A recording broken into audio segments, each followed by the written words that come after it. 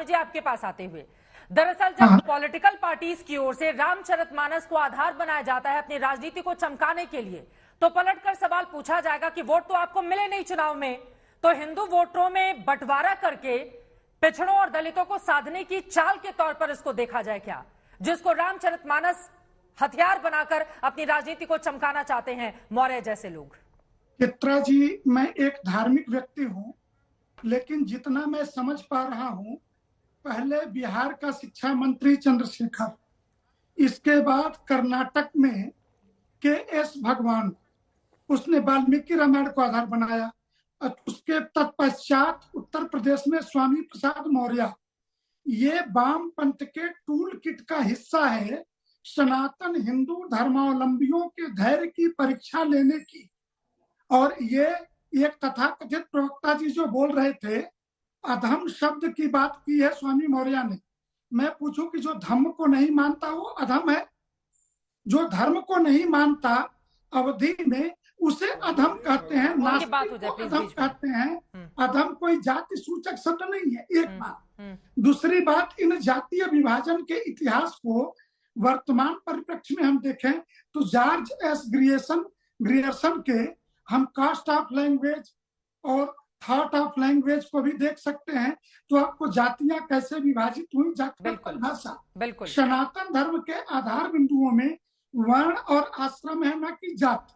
चित्रा जी, एक बात मैं कहना चाहूंगा, जाति के सर्टिफिकेट बाबा साहब भीमराव अंबेडकर प्रायोजित संविधान के द्वारा संचालित भारतीय संवैधानिक व्यवस्था से जाति सर्टिफिकेट जारी किए जाते हैं। हिंदू धर्माचार्यों के किसी मठ मंदिर से जातियों के सर्टिफिकेट नहीं जारी किए जाते। और मैं मनुस्मृति का एक श्लोक सुना दूं आपको कि मनु महाराज कहते हैं कि अपने कर्म के आधार पर व्यक्ति की का वर्ण जो है उच्चीकृत हो सकता है। अर्थात ये वर्ण और आश्रम की मूल व्यवस्था में टांग अड़ाने वाले लोग, जिनके राजनीतिक हित हैं, जो पूरे देश में दंगे करवाना चाहते हैं, जिनकी साजिश है कि हिंदू समाज विभाजित हो, क्योंकि ये वामपंथ, उसके पीछे चर्च मिशनरी प्रायोजित पैसा। और मैं आपसे एक सवाल पूछूं, ये जो टुकड़े टुकड़े गैंग के लोग, अभी एक दीपक जी करके व्यक्ति बोल रहे थे, मैं चेहरा नहीं देख पा रहा हूँ, किस टाइप के विद्वान हैं। मैं पूछूं कि भारतीय संविधान के मूल अधिकार और भगवान राम राज्य उसी गोस्वामी तुलसीदास जी के रामचरितमानस की दो चौपाई में बोल रहा हूँ कि सब नर करें परस्पर प्रीति, चलहि स्वधर्म सुरुचि स्वनीति।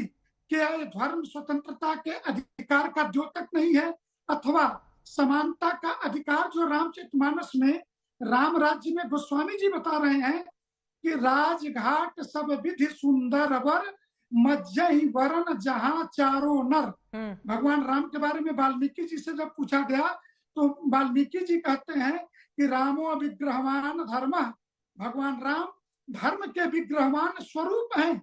उस राम के ऊपर लिखी रामचरितमानस को आधार बना करके आज बौद्ध मतावलंबी भीमचरितमानस भी लिख रहे हैं। हमें आपत्ति नहीं है, वो अन्यों के भी चरित्र पर मानस लिखे जा सकते हैं। लेकिन मैं एक बात कहूंगा कि गोस्वामी तुलसीदास जी जन कवि हैं, और उस जन कवि ने भाषा निबंध मंजुल मातमोती के रूप में सारे पुराण, नाना पुराण निगमागत सम्मत यत को एक जगह लाया। चित्रा जी, एक जगह ला करके गोस्वामी जी ने एक बड़ी बात कही।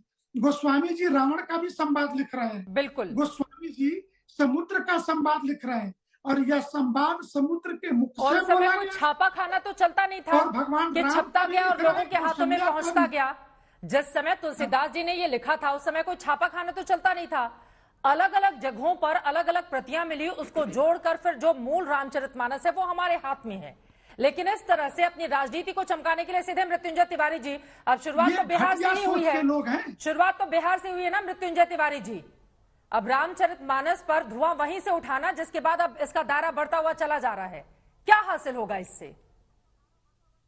फूट डालो, राज करो, क्या मिलेगा इससे? चित्रा जी, हम तो देखिए चित्रा जी, हम तो उन लोगों में से हैं जो कहते हैं सिया राम मैं सब जग जानी, करहु प्रणाम जोरी जुग पानी।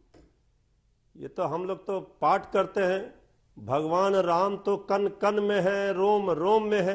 तो ऐसी रामचरितमानस हो चाहे कुरान हो, कोई भी ग्रंथ हो। हाँ। हम तो कुछ चौपाइयों को ले आएंगे, उल्टी उल्टी व्याख्या करके दुनिया तक पहुंचाएंगे। राम का नाम बदनाम ना करो ये राजनेताओं, हम तो सबसे अपील करेंगे।